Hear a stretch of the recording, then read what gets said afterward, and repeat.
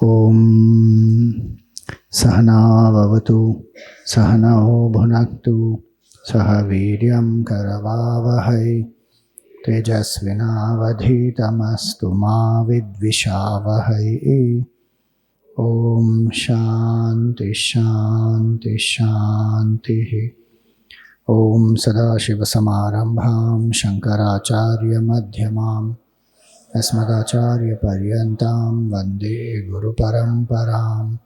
श्रुतिस्मृतिपुराणानाम् आलयं करुणालयं नमामि भगवत्पादं शङ्करं लोकशङ्करं। शङ्करं शङ्कराचार्यं केशवं बादरायणं सूत्रभाष्यकृतौ वन्दे भगवन्तौ पुनः पुनः। ईश्वरो गुरुरात्मेति मूर्तिभेदविभागिने व्योमवद्व्याप्तदेहाय दक्षिणामूर्तये नमः। समस्तजनकल्याणे निरतं करुणामयं नमामि चिन्मयं देवं सद्गुरुं ब्रह्मविद्वरम्। वासुदेवेन्द्रयोगीन्द्रं नत्वा ज्ञान साथ में गाएंगे। वासुदेवेन्द्रयोगीन्द्रं नत्वा ज्ञानप्रदं गुरुं मुमुक्षूणां हितार्थाय तत्त्वबोधोऽभिधीयते। हरिओम, सभी को प्रणाम। अनुबंध चतुष्टय क्या है? जल्दी बताओ, बुक में नहीं देखना।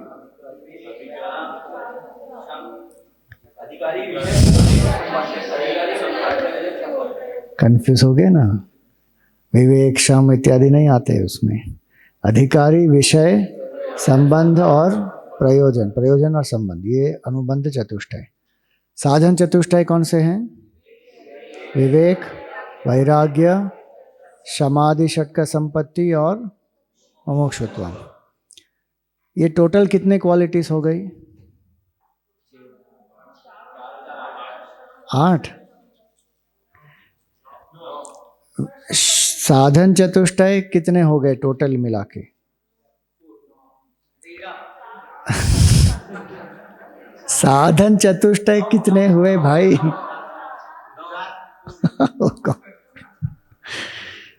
चार मुख्य है, उसको विस्तार से करेंगे तो 9। अरे कैसे 13 होंगे भाई? साधन चतुष्टय 13 कैसे होंगे? अरे मैंने अनुबंध बोला ही नहीं। अनुबंध किताब के बारे में है, साधन चतुष्टय अपने बारे में है। इसको मिक्स नहीं करना है। जो ग्रंथ है उसके बारे में है अनुबंध चतुष्टय, कि ग्रंथ का अधिकारी कौन है, उसका विषय क्या है, उसको पढ़ने का प्रयोजन क्या है और संबंध क्या है। उसमें जो अधिकारी है ना, अनुबंध चतुष्टय का अधिकारी, उसमें जो अधिकारी है उस अधिकारी के लक्षण जो है वो है साधन चतुष्टय। वो साधन चतुष्टय कितने हैं? 9 मैक्स, टोटल विस्तार करके 9, अदरवाइज 4, मुख्य रूप से 4। उसमें कोई डाउट है अभी भी? तीसरी जो है ना क्वालिटी, वो है षट्क संपत्ति। वो 6 क्वालिटीज हैं एक्चुअली, तो वो आएगा आगे, लेकिन अभी देख लेंगे उसको कि क्षमा दमा। क्षमा का अर्थ होता है कंट्रोल ऑफ द माइंड, मन का निग्रह। दम होता है इंद्रिय संयम। सो क्षमा दमा। फिर उपरमा या उपरति दोनों एक है। वो क्या होता है? विड्रॉल, कि मन को किस तरह निग्रहित किया जाए।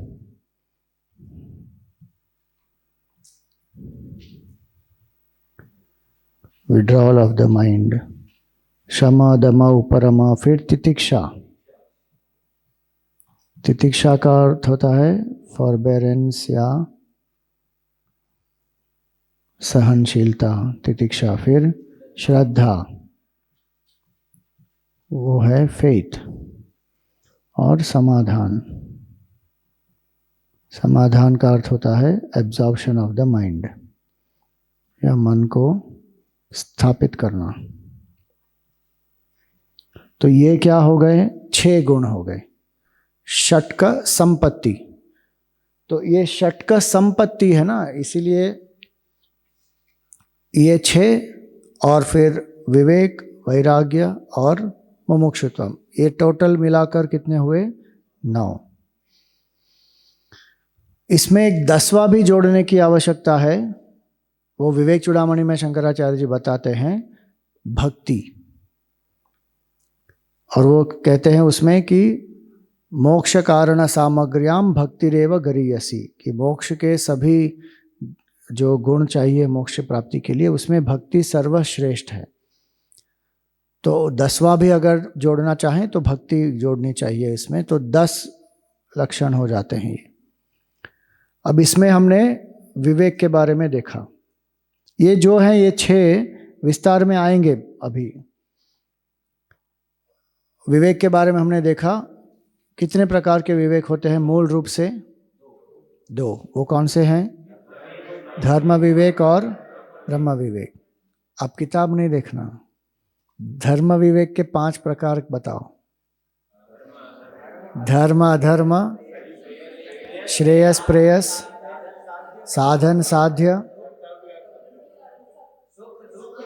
सुख दुख, अंश और अंशी। 5 प्रकार के धर्म विवेक हो गए।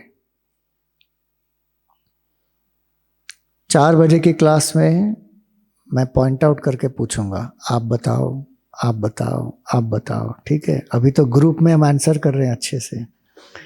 कुछ लोग सिर्फ मुंह हिला रहे हैं, पपैया पाइनएप्पल, पपैया पाइनएप्पल बोल रहे हैं वो। ये हो गए 5 प्रकार के धर्म विवेक। ये धर्म विवेक की आवश्यकता क्यों है? तभी बुद्धि सूक्ष्म होगी ब्रह्म विवेक करने के लिए। अगर धर्म विवेक की क्षमता ही नहीं है तो उसका अर्थ क्या हुआ? कि मन में बहुत सारा तमोगुण और रजोगुण भरा हुआ है, देहात्म भाव बहुत है, इसीलिए व्यक्ति धर्म विवेक कर नहीं पा रहा है, उसके अनुकूल जी नहीं पा रहा है। धर्म विवेक करने का अर्थ क्या होता है? धर्म विवेक को अपने जीवन में कार्यान्वित करना। ऐसा नहीं है कि धर्म अधर्म क्या है मैं जानता हूं लेकिन कर नहीं पा रहा। नहीं नहीं, धर्म विवेक का अर्थ होता है धर्म अधर्म क्या है जानता हूं और धार्मिक रूप से मैं जीवन व्यतीत कर रहा हूं।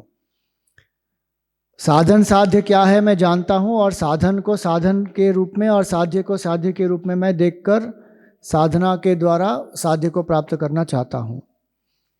इसी तरह श्रेयस और प्रेयस में फर्क पता है और मैं श्रेय का मार्ग चुनता हूं। इसको कहते हैं धर्म विवेक से जीना।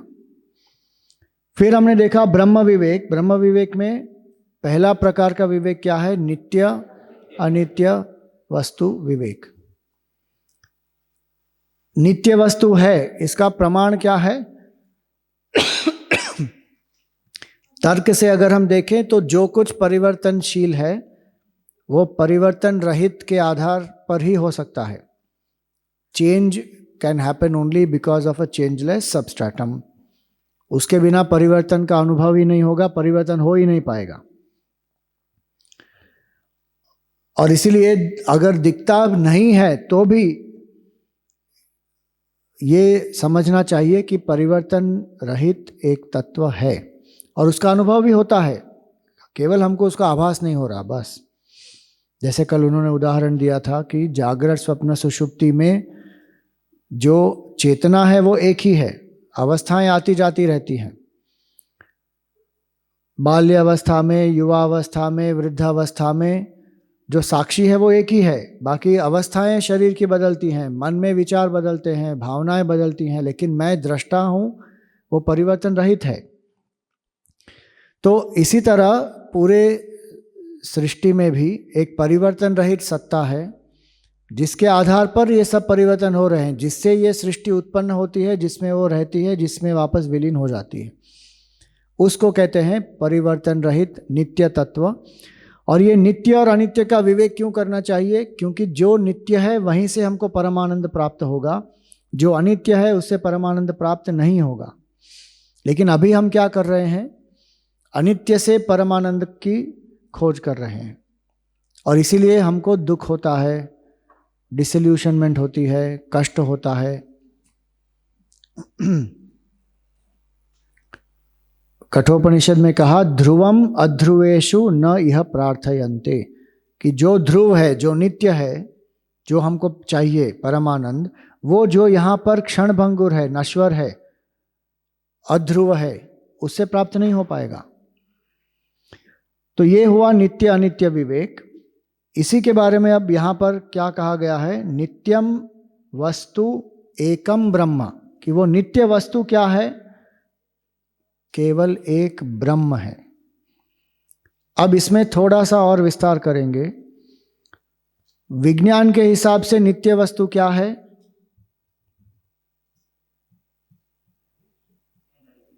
Energy, matter. क्या कहते हैं वो, matter is indestructible, cannot be created, cannot be destroyed. और इसीलिए आज लोग क्या कहते हैं, गॉड इज एनर्जी। क्या ये स्टेटमेंट सही है? Is God energy? Relatively it is, okay.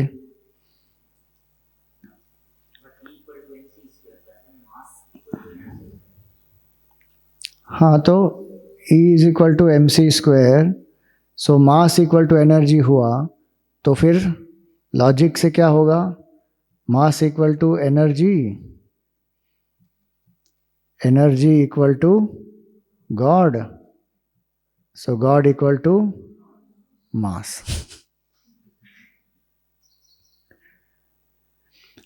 देखिए, इन्होंने कहा रिलेटिवली ट्रू, मतलब अद्वैत की दृष्टि से अगर हम देखें तो ये जो कुछ है वो ब्रह्म ही है।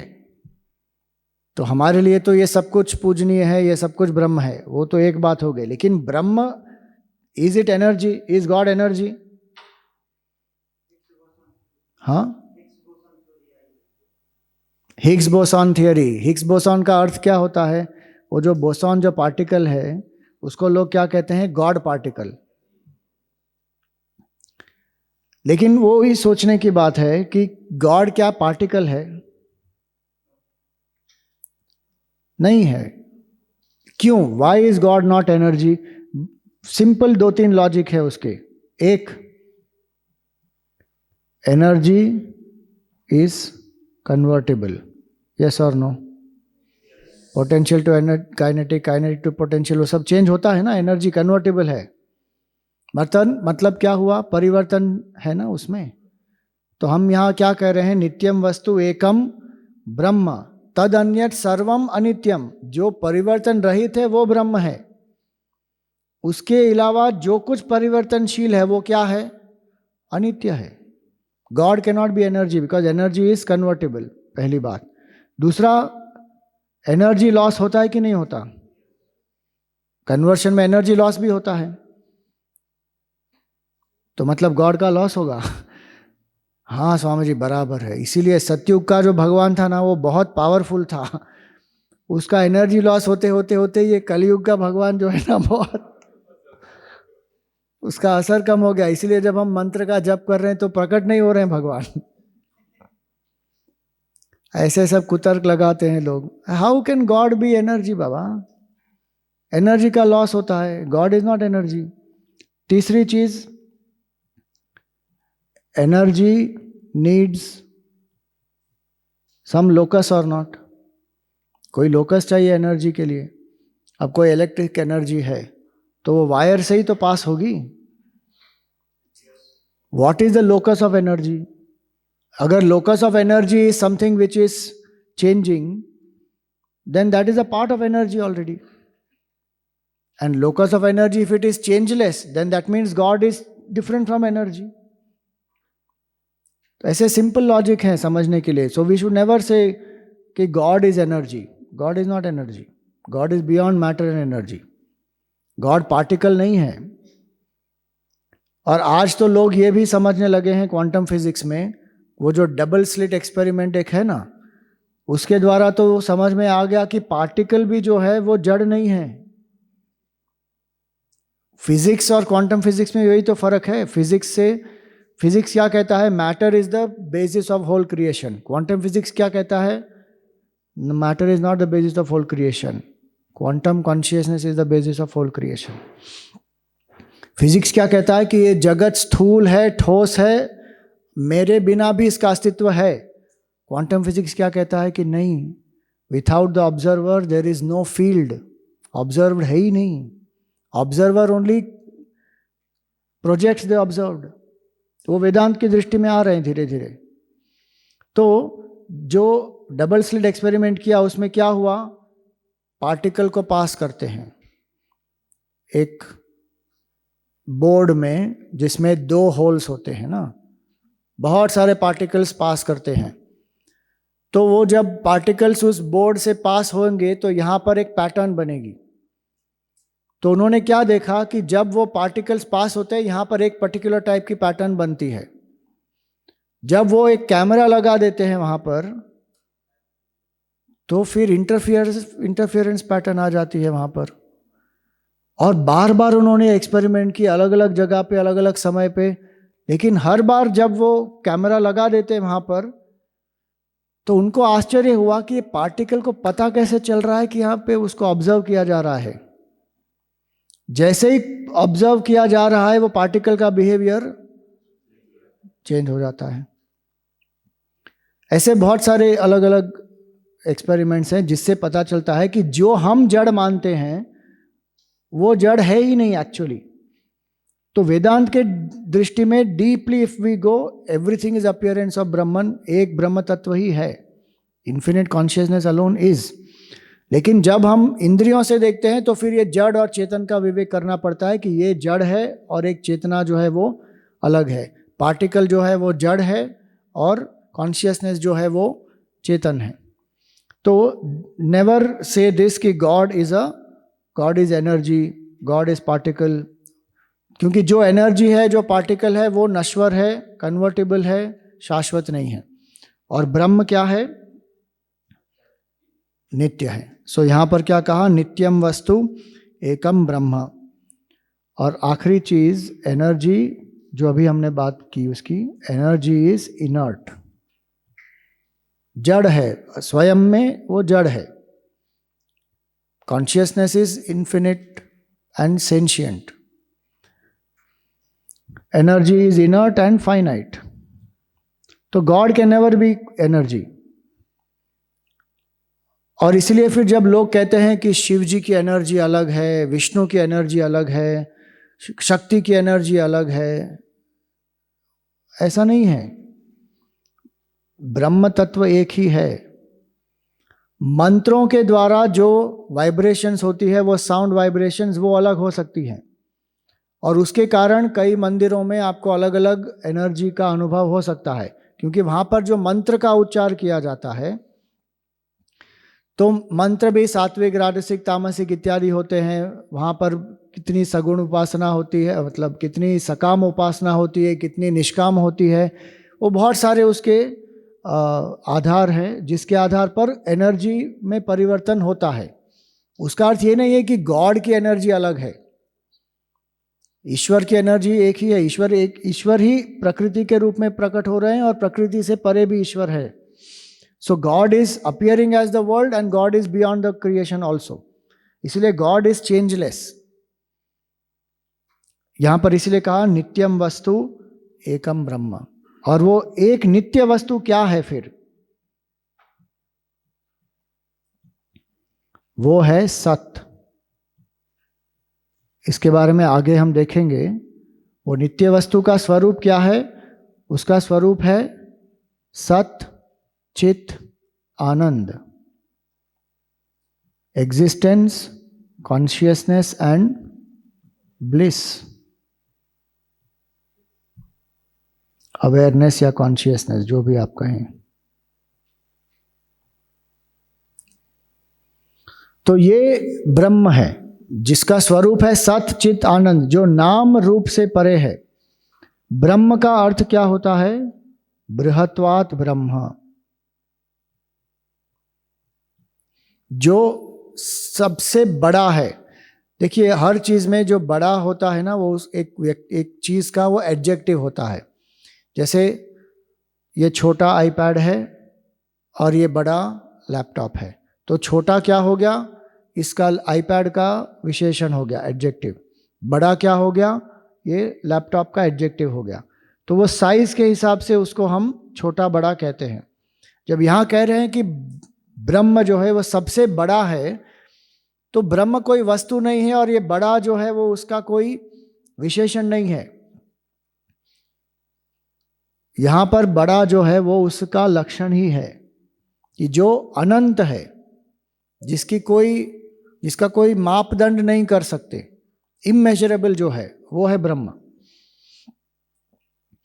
तो बृहत्वात्, और इसकी परिभाषा क्या है, देश काल वस्तु अपरिच्छिन्नः,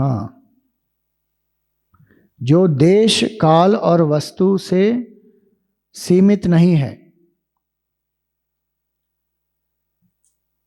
देश काल वस्तु अपरिच्छिन्नः।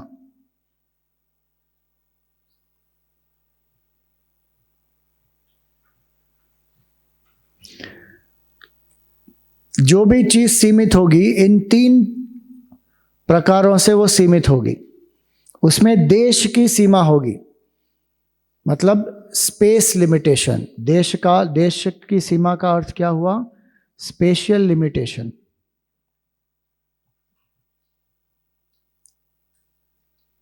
मतलब जैसे ये पेन है, ये कितनी जगह ऑक्यूपाई किए हुए, यहां से लेकर यहां तक, इतनी ही है ये लैपटॉप कितना है, इतना है। हमारा शरीर कितना है, सर से लेकर पैर तक। ये देश से सीमित हो गई वस्तु। कुछ लोग ज्यादा फैले हुए होते हैं, कुछ लोग ज्यादा लंबे होते हैं, इस तरह वो अलग अलग उनके साइजेस जो होती हैं, that is limitation of space. ब्रह्म क्या है, जब हम कहते हैं कि ब्रह्म को देश की सीमा नहीं है, मतलब वो सर्वव्यापी है। सो नो स्पेशल लिमिटेशन, मतलब ऑल परवेसिव, सर्वव्यापी है ब्रह्म। किस रूप में, सत के रूप में, एग्जिस्टेंस के रूप में। हर एक वस्तु का अस्तित्व है, इजनेस है। उसका नाम रूप बदल सकता है, लेकिन pen is, iPad is, computer is, book is, table is, mug is, body is, सब में एक अस्तित्व है ना। वो अस्तित्व जो है वो अविकारी है। ये नाम रूप बदल सकता है, इसको आप तोड़ के कुछ और बना सकते हैं, इसको आप तोड़ के कुछ और बना सकते हैं, लेकिन इसमें जो अस्तित्व है वो उसको मिटा नहीं सकते, वो तो हमेशा रहेगा। उस अस्तित्व को हम ब्रह्म कहते हैं। साइंस क्या कहता है कि matter itself is indestructible, but Vedanta ये नहीं मानता, मैटर इज डिस्ट्रक्टिबल। प्रलय के समय तो पूरी की पूरी सृष्टि क्या हो जाती है, लुप्त हो जाएगी, पूरी सृष्टि लुप्त हो जाएगी। साइंस में भी अब वो मान रहे हैं कि expansion and contraction, universe goes through the cycle of expansion contraction. तो बिग बैंग से शुरू होता है, एक्सपैंड होता है, फिर एक समय में वो फिर कॉन्ट्रैक्ट होके वापस एक डॉट बन जाता है, वापस एक्सपैंड होगा, वापस कॉन्ट्रैक्ट होगा। तो अगर वो देखें तो साइंस की दृष्टि से भी matter is destructible. Traditional physics कहता है कि matter is not destructible, not the updated one. तो जहां पर ये देश की कोई सीमा नहीं है, जो विकार रहित है, जो सत है, जो सर्वव्यापी है, नाम रूप न रहने पर भी जो रहता है वो ब्रह्म है, जिससे बाकी सब नाम रूप उत्पन्न होते हैं, वो ब्रह्म है। काल की परिच्छिन्नता नहीं है, उसका अर्थ क्या है, टाइम लिमिटेशन नहीं है। अर्थात जो कल, आज और कल सेम रहेगा, जो भूत, वर्तमान और भविष्य में बदलता नहीं है, वो क्या है, ब्रह्म है। बाकी हर चीज समय में बदलती है कि नहीं, हमको लगता है कि नहीं बदल रही है, लेकिन वो एक्चुअली हर क्षण बदल ही रही है। इसलिए काल की परिच्छिन्नता जिसमें नहीं है, जो हर समय में एक समान है, और इसलिए ये है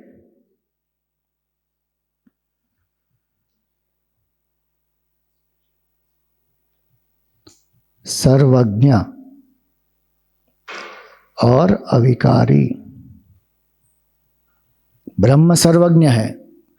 भूत भविष्य वर्तमान में जो कुछ हो रहा है सब कुछ ब्रह्म को ज्ञान है, त्रिकाल का ज्ञान।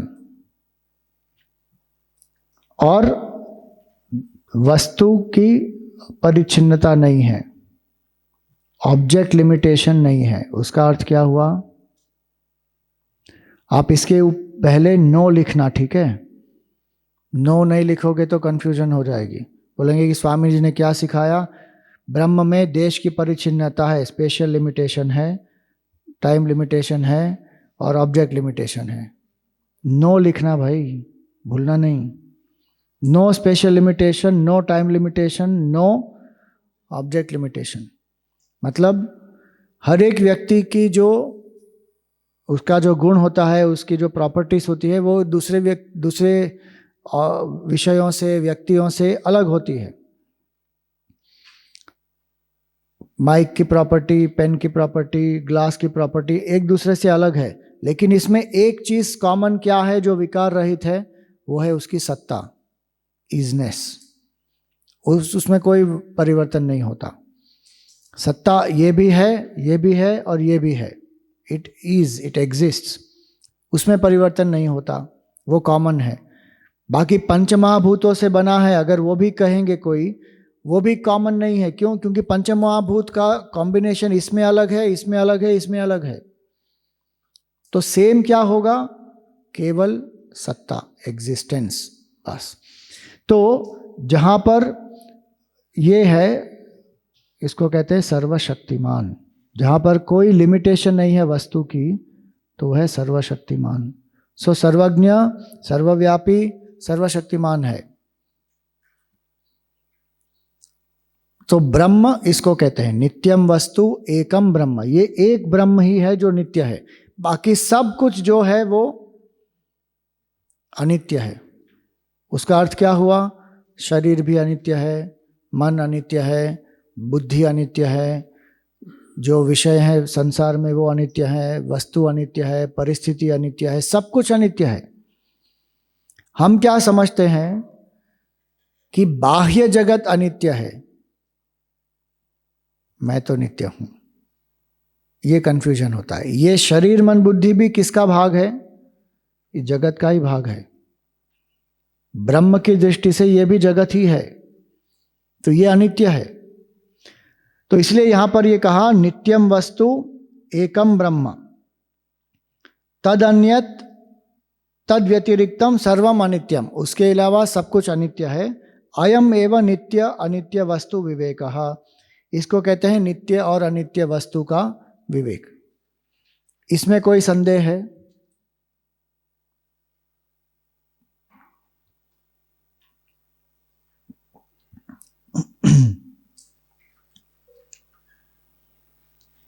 अब ये जो विवेक है, ये किस तरह किया जा सकता है? विवेक कैसे करना चाहिए? विवेक के साधन क्या हैं? तो वो हम देखते हैं। आपको कोई प्रश्न है?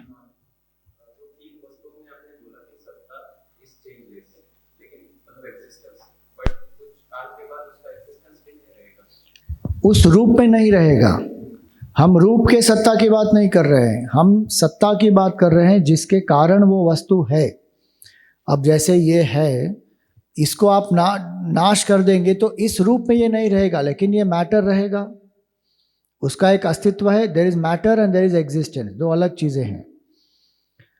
जो मैटर है वो इस रूप में अभी है। अब जैसे सिंपलर उदाहरण अगर हम दें तो जो एक मिट्टी का घड़ा है, तो मिट्टी का घड़ा अभी घड़े के रूप में है। अब उस घड़े को आपने तोड़ दिया, अब क्या रह जाएगा? मिट्टी। अब उस मिट्टी से आपने एक ग्लास बना दिया, तो अब घड़ा नहीं है लेकिन ग्लास है। अब उस ग्लास को तोड़ दिया, ग्लास से आपने क्या बना दिया, एक फ्लावर वास बना दिया। तो अब फ्लावर वास नहीं है, अभी घड़ा वो ग्लास नहीं है, फ्लावर वास है। तो इसमें दो चीजें क्या है कॉमन, एक है मिट्टी और एक है उसका अस्तित्व। दो अलग चीजें हैं। मिट्टी जब तक सृष्टि है तब तक रहेगी, जब सृष्टि नहीं है तो मिट्टी भी नहीं रहेगी, लेकिन अस्तित्व रहेगा। जिससे ये मिट्टी उत्पन्न हुई है वो अस्तित्व है, वो सत्ता है, और हमेशा रहेगी। मन में अगर हम देखें तो विचार उत्पन्न होते हैं चेतना से, चेतना से विचार उत्पन्न होते हैं, चेतना के कारण हम विचार को जानते हैं और उसी चेतना में विचार का लय होता है। तो विचार आते जाते रहते हैं, लेकिन जो चेतना है वो बनी रहती है हमेशा। इसलिए विचार ना हो तो भी चेतना है। समाधि में विचार नहीं होते लेकिन मैं हूं, सुषुप्ति में विचार नहीं होते लेकिन मैं हूं। तो वो मैं जो है वो उसका अस्तित्व है, उसकी एक सत्ता है और उसका चैतन्य स्वरूप है। इसी तरह इसमें भी जो अस्तित्व है वो कॉमन है, वो चेंज नहीं होगा। मैटर का फॉर्म चेंज होते रहेगा, और वो मैटर भी तब तक रहेगा जब तक सृष्टि व्यक्त है। जब सृष्टि अव्यक्त हो जाएगी तो वो मैटर भी नहीं रहेगा, लेकिन जो सत्ता है वो रहेगी, जिससे ये सब उत्पन्न हुआ, उसको सत कहते हैं। और कोई प्रश्न? तो अब देखते हैं कि विवेक को कैसे हम अपने अंदर कल्टीवेट कर सकते हैं।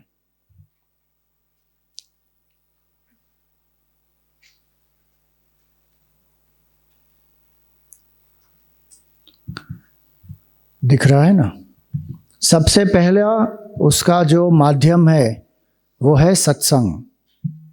कल हमने उसके बारे में चर्चा की थी। बिनु सत्संग विवेक न होई, राम कृपा बिनु सुलभ न सोई। जितना सत्संग बार बार करेंगे, और सत्संग करने का अर्थ क्या होता है, केवल सुनना नहीं होता। कई लोग जाते हैं सत्संग में, किसके लिए? स्वामी जी कान पवित्र करने के लिए हम गए। अरे कान पवित्र करने के लिए केवल नहीं होता, मन को पवित्र करने के लिए जाना होता है सत्संग में। एक व्यक्ति गया, सत्संग पूरा सुन के आया, और उसकी पत्नी ने उसके कहा, उससे पूछा कि भाई कौन से विषय पर सत्संग हुआ? उसने कहा वक्ता ने तो विषय बताया ही नहीं। मतलब सोच लो उसने क्या श्रवण किया। पूरा सत्संग हो गया और उसको पता ही नहीं कि वक्ता ने क्या बोला। क्यों? क्योंकि उसने विषय स्पेसिफाई नहीं किया कि ये विषय पर मैं बोल रहा हूं। मतलब उसने ठीक से श्रवण ही नहीं किया। सत्संग का अर्थ क्या होता है कि जब हम सुनते हैं उसके बारे में हम विचार करते हैं, एक्टिवली सुनते हैं। पैसिवली तो शब्द पढ़ते हैं कान पर और क्रॉस वेंटिलेशन होता है, यहां से जाता है यहां से निकल जाता है, खत्म, अंदर कुछ नहीं गया। लेकिन जो व्यक्ति सत्संग करता है वो सुनता है, सोचता है उसके बारे में, और जो ज्ञान प्राप्त हुआ, अगर मुझ में उसका कोई विरोध ज्ञान है, विपरीत ज्ञान है, तो उसको धीरे धीरे मैं परिवर्तित कर दूंगा। उसको कहते हैं सत्संग। जो मेरी गलत धारणाएं हैं उसको मैं त्याग दूंगा नए ज्ञान की प्रकाश में। तो सत्संग बहुत आवश्यक है। और सत्संग कब प्राप्त होता है? जब हम में पुण्य कर्म होता है, तब सत्संग प्राप्त होता है। भगवान की कृपा से भी प्राप्त होता है, लेकिन भगवान की कृपा को पचाने की क्षमता कब होती है? जब मन में पुण्य का उदय होता है। पुण्य कब प्राप्त होता है? जब हमने सेवा की होती है, जब हमने अपना कर्तव्य किया होता है, जब हमने लोगों को निस्वार्थ भाव से, जीवों को कोई मदद की है, सेवा की है, दान पुण्य किया है इत्यादि, तब पुण्य प्राप्त होता है। पहला माध्यम विवेक का है सत्संग। दूसरा है जो हमने सुना है उस पर मनन करना। जितना मनन ज्यादा करेंगे उतना विवेक शक्ति हमारी बढ़ेगी।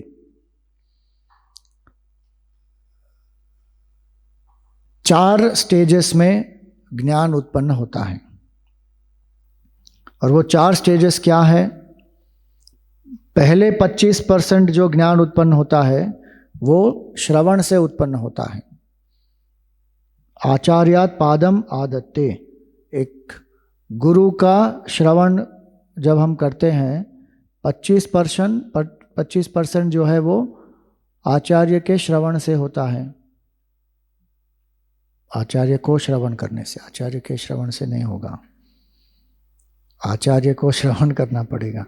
बोले नहीं आचार्य का श्रवण हो गया उससे मुझे 25% मिल गया, नहीं नहीं, आचार्य को श्रवण करना है। तो 25% ज्ञान श्रवण से मिलता है। और वो श्रवण कैसे होना चाहिए? जैसे हमने कहा अभी, एक्टिवली सुनना है। बाकी 25% का कैसे होगा? स्वयं मनन करने से होगा। अपने आप मुझे मनन करना है कि जो मैंने सीखा, क्या बोला उसमें सत्संग में, ये क्यों ऐसा है, इसके पीछे तर्क क्या है, इसके उदाहरण क्या है, इसका महत्व क्या है, इसको हम अपने जीवन में हम कैसे उतारें। तो ये मनन करना है और उसमें जो गलत धारणा है उसको त्यागना है। बाकी 25% और कहाँ से होता है? जो सहपाठियों के साथ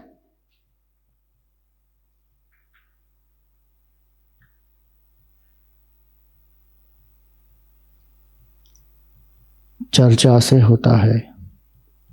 जो ग्रुप डिस्कशन करते हैं ना, जो हमारे सहपाठी है, उनके साथ ग्रुप डिस्कशन से अलग अलग व्यू पॉइंट्स हमको समझ में आते हैं। उनके कोई संदेह हो सकते हैं तो उससे हमारे अंदर का संदेह भी अगर कभी कभी होता है, हमको पता नहीं होता, तो फिर उसमें क्लैरिटी प्राप्त होती है ग्रुप डिस्कशन से। और आखिरी 25% कैसे होगा? समय से। जब ये 3 करेंगे तो समय से होगा, क्योंकि अनुभव चाहिए उसके लिए और अभ्यास चाहिए। समय का अर्थ क्या हुआ? अनुभव और अभ्यास। समय का अर्थ केवल ये नहीं होता कि चलो टाइम में आ जाएगा अपने आप, अपने आप नहीं आएगा, अनुभव करना पड़ेगा। और अनुभव किसके आधार पर? अभ्यास के आधार पर। जो मैंने सुना है, जिस पर मनन किया है, जिस पर चर्चा की है, अपने विचारों को परिवर्तित किया, उसको जीवन में अपनाया, तो मेरा अनुभव क्या हुआ? तब ज्ञान पूर्ण होगा। तो ज्ञान इस प्रकार प्राप्त होता है। इसलिए विवेक जब यहाँ पर कहा तो 25% श्रवण से मिलेगा, बाकी कैसे मिलेगा? मनन से, रिफ्लेक्शन। ये मनन इन 2 भागों में होता है, स्वयं और फिर सहपाठियों के साथ। तीसरा उपाय क्या है सत्संग का, विवेक का? कि सत्व गुण को बढ़ाना चाहिए। जितना मन में सत्व गुण बढ़ेगा उतना विवेक करने की क्षमता भी बढ़ेगी। अगर हमारे मन में रजोगुण और तमोगुण बढ़ाते रहेंगे हम, तो ये सूक्ष्म विवेक हम नहीं कर पाएंगे। और इसलिए विवेक करने के लिए जो धर्म विवेक है वो आवश्यक है। ब्रह्म विवेक करने के लिए धर्म विवेक की बहुत आवश्यकता है। तो सत्व गुण को बढ़ाएं। सत्व गुण को बढ़ाने के लिए क्या करना चाहिए? 10 चीज़ों को अगर आपने सात्विक बना दिया तो आपके जीवन में सत्व गुण बढ़ जाएगा। ये एक भागवत में श्लोक आता है, बहुत सुंदर है, हंस गीता में। उसमें ये 10 चीज़ें बताई गई है। आगम अपप्रजा देश काल कर्म च जन्म च ध्यानम मंत्रोथ संस्कार दशैते गुण हेतवः। ये 10 चीज़ें जो हैं वो सत्वगुण को पुष्ट करेंगी। वो क्या है? पहली चीज़ है आगम। आगम का एक अर्थ होता है शास्त्र, लेकिन आगम का दूसरा अर्थ क्या होता है? जो हम पढ़ते हैं।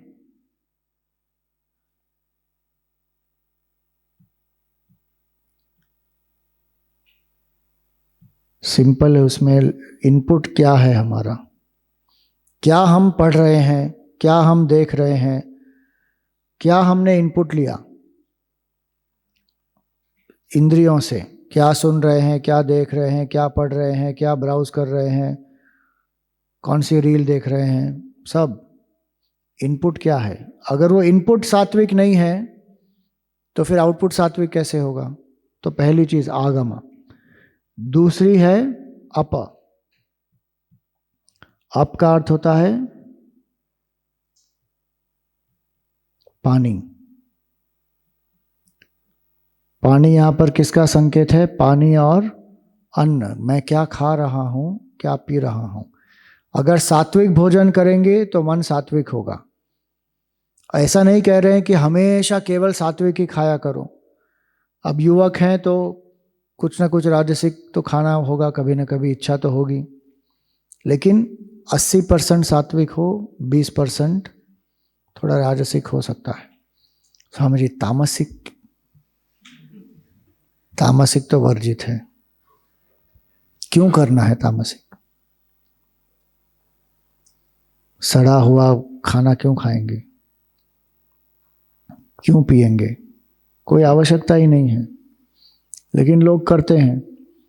सात्विक, राजसिक, तामसिक आहार के बारे में अगर जानना हो तो गीता के 70वें अध्याय में उसके बारे में पढ़ लेना।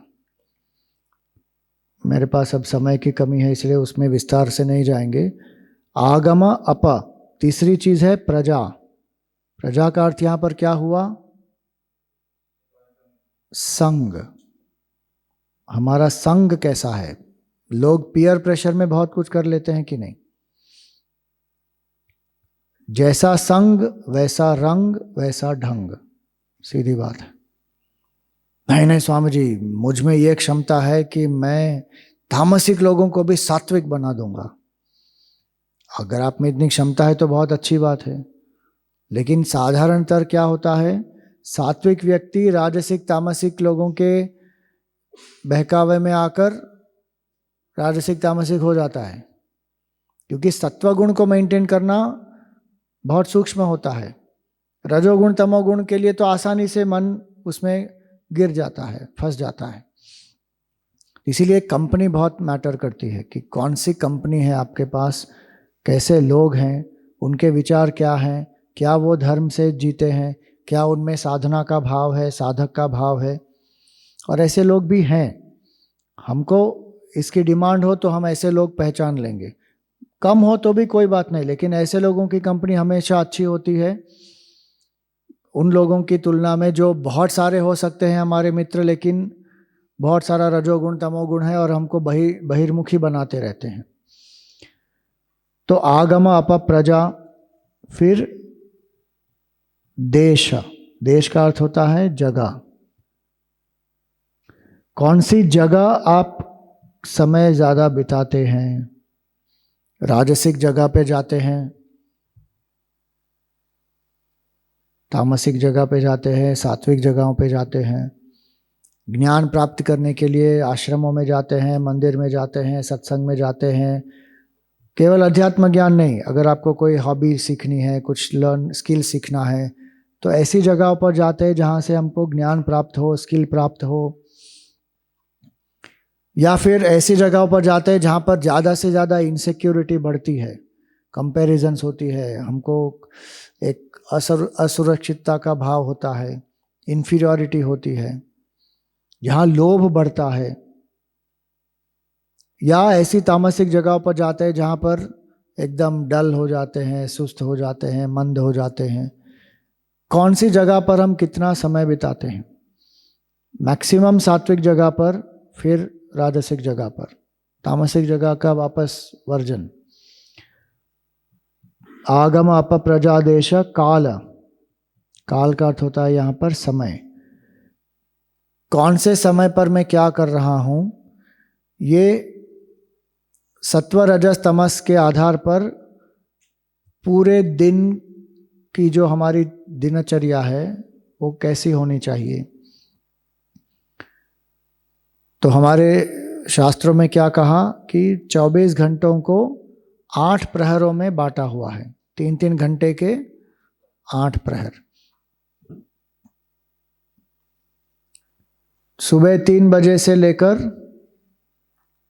6 बजे तक सत्वगुण प्रधान तो सात्विक कर्म उस समय करना चाहिए। ध्यान है, पूजा है, भजन है, रिसर्च है, पोएट्री है, कविता है, जो भी कुछ सात्विक कर्म आप उस समय कर सकते हैं, उससे ज़्यादा लाभ होगा मैक्सिमम। सुबह 6 बजे से लेकर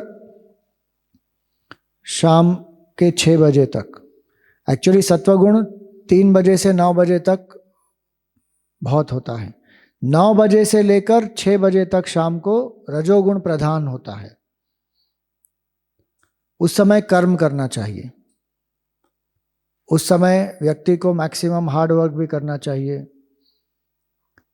और रात को, शाम को 6 बजे से लेकर सुबह 3 बजे तक तमोगुण धीरे धीरे धीरे धीरे बढ़ते जाता है।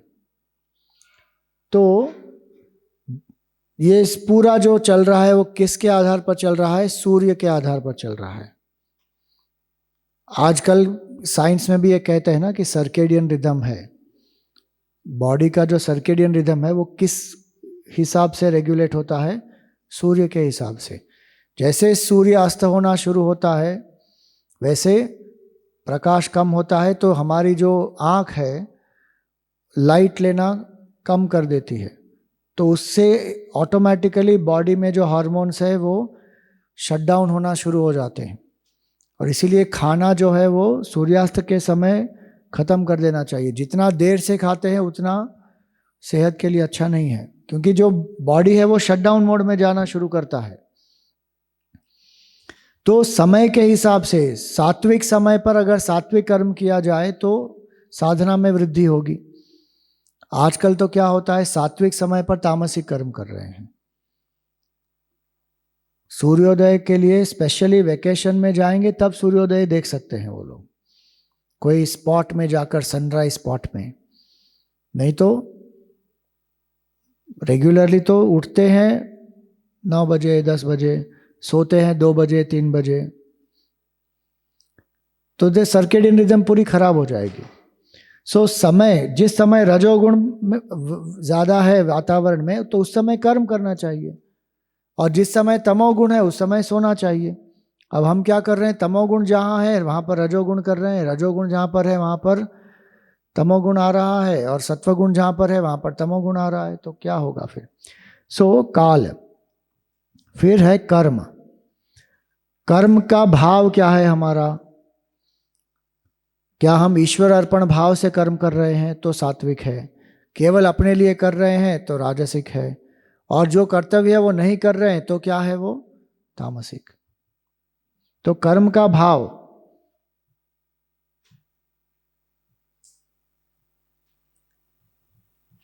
फिर होता है जन्म। जन्म का अर्थ यहाँ क्या हुआ? इनिशिएशन। इनिशिएशन को क्या कहते हैं? कोई आपको किसी में दीक्षित कर रहा है, इनिशिएट्स यू। चलो चलेंगे भाई डिस्को में, और आज 10 शॉट ट्राई करेंगे। वो आपको इनिशिएट कर रहे हैं उसमें। कोई आपको ले जाएगा कहाँ पे? गैम्बलिंग के लिए, हॉर्स राइडिंग। ये तामसिक इनिशिएशन हो गए। कोई राजसिक इनिशिएशन में ले जाएगा, बोले चलो हमारे साथ स्टॉक मार्केट में ट्रेडिंग करते हैं। और कोई सात्विक इनिशिएशन करेगा, बोले चलो आध्यात्मिक सत्संग में चलो, मंदिर चलो। तो अलग अलग जो इनिशिएशंस होते हैं, कोई आपको कोई स्किल में इनिशिएट करेगा, कोई आपको कोई पैसे बनाने में इनिशिएट करेगा। अलग अलग प्रकार के इनिशिएशंस होते हैं। जितना सात्विक जन्म होगा उतना अच्छा हमारे लिए होगा। ध्यानम। ध्यानम का एक अर्थ होता है जो हम कहते हैं मेडिटेशन, वो कि आप किस पर ध्यान करते हैं उसके गुण आपके अंदर आ जाएंगे। कुछ लोग तमोगुण, जो भूत प्रेत पिशाच होते हैं, इसका भी ध्यान करते हैं। कुछ लोग राजसिक ध्यान भी करते हैं, जिससे उनको पैसा मिले, कीर्ति मिले, पद प्रतिष्ठा मिले। और कुछ लोग भगवान का ध्यान करते हैं। सत्वगुण प्रधान जो होते हैं वो भगवान का ध्यान करते हैं, भक्ति उत्पन्न करते हैं, शरणागति, उनको मोक्ष चाहिए। तो एक अर्थ हुआ ध्यान उसका। दूसरा अर्थ ध्यान का क्या हुआ कि आपका फोकस किस पर है, आपको अपने जीवन में क्या प्राप्त करना है। क्या आपका फोकस सात्विक चीजों पर है या राजसिक चीजों पर है या तामसिक चीजों पर है। 9वां हुआ मंत्र। मंत्र का एक फॉर्मल ये अर्थ क्या होता है, जो हम मंत्र का जप करते हैं ना वो, तो इसमें भी राजसिक, तामसिक, सात्विक मंत्र होते हैं। सात्विक मंत्र कैसे होते हैं, जो ओम है, ओम नमः शिवाय है, मृत्युंजय मंत्र है, गायत्री मंत्र है, दुर्गा का मंत्र है, ये सब सात्विक मंत्र हैं। राजसिक मंत्र कौन से होते हैं, जो स्पेसिफिकली रजोगुण के वृद्धि के लिए होते हैं, जो धन के लिए होते हैं, ऐश्वर्य के लिए होते हैं, जो देवताओं के स्पेसिफिक मंत्र होते हैं, कुबेर मंत्र है, लक्ष्मी के मंत्र हैं इत्यादि, जो धन प्राप्ति के लिए या पद प्रतिष्ठा के लिए है वो। और तामसिक के कौन से होते हैं, जो वशीकरण के लिए, मारण विद्या होती है और वो सब जो विद्या है वो तामसिक मंत्र होते हैं। तो एक अर्थ हो गया मंत्र का ये, और दूसरा मंत्र का अर्थ क्या हुआ, सेल्फ टॉक। आप अपने बारे में अपने आप से क्या बात करते हैं, आपकी धारणा आपके बारे में क्या है, जो आप बार बार दोहराते हैं अपने आप मन में। क्या आप अपने आप को ये कहते हैं कि मैं अच्छा हूँ, मैं I am loving, I am वर्दी, मैं आत्मविश्वासी हूँ, मैं निर्भय हूँ। क्या ये आपकी सेल्फ टॉक है, या आप अपने आप का तिरस्कार करते हैं कि मैं तो बेकार हूँ, मुझसे कुछ नहीं हो सकता, मैं तो इतना भयभीत हूँ, मेरे जीवन में क्या तो मैं कर लूँगा। ऐसे जो नकारात्मक भाव होते हैं, तो वो सेल्फ टॉक जितना नेगेटिव होगा उतना व्यक्ति निर्बल होगा, दुर्बल होगा। सेल्फ टॉक जितना पॉजिटिव होगा कि भगवान ने मुझे इतनी क्षमताएं दी है, मैं एक अच्छा व्यक्ति हूँ, मैं धर्म का पालन करता हूँ, मैं निर्भय हूँ, मैं साधक हूँ, ये सकारात्मक भाव है। और आखिरी है संस्कार। संस्कार का अर्थ क्या हुआ, फॉर्मली जो हम उसको सेक्रामेंटल राइट कहते हैं, जो षोडश संस्कार है ना, एक अर्थ उसका ये होता है कि षोडश संस्कार किए हैं जीवन में। हर एक संस्कार में हम भगवान का आवाहन करते हैं और वो व्यक्ति पुष्ट होता है। संस्कार का दूसरा अर्थ क्या होता है, हमारी जो वासनाएं है ना, संस्कार बार बार जो दोहराते हैं फिर वो वासना बन जाती है।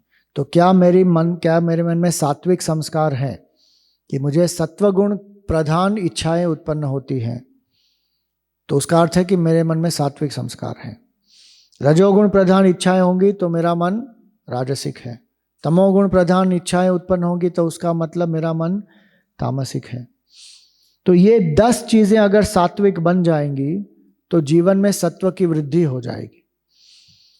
तो ये मैं आपको एक डॉक्यूमेंट भेज दूंगा, वो मेरे पास हिंदी में नहीं है, इंग्लिश में ही बनाया हुआ है।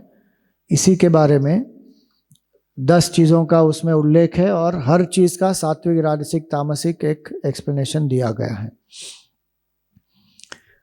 तो 3 चीज़ें हमने देखी विवेक के लिए। सत्संग आवश्यक है, स्वयं का मनन आवश्यक है और सत्वगुण को बढ़ाना है।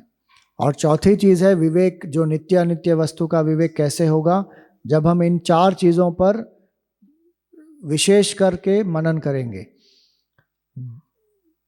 जगत की क्षणभंगुरता के बारे में,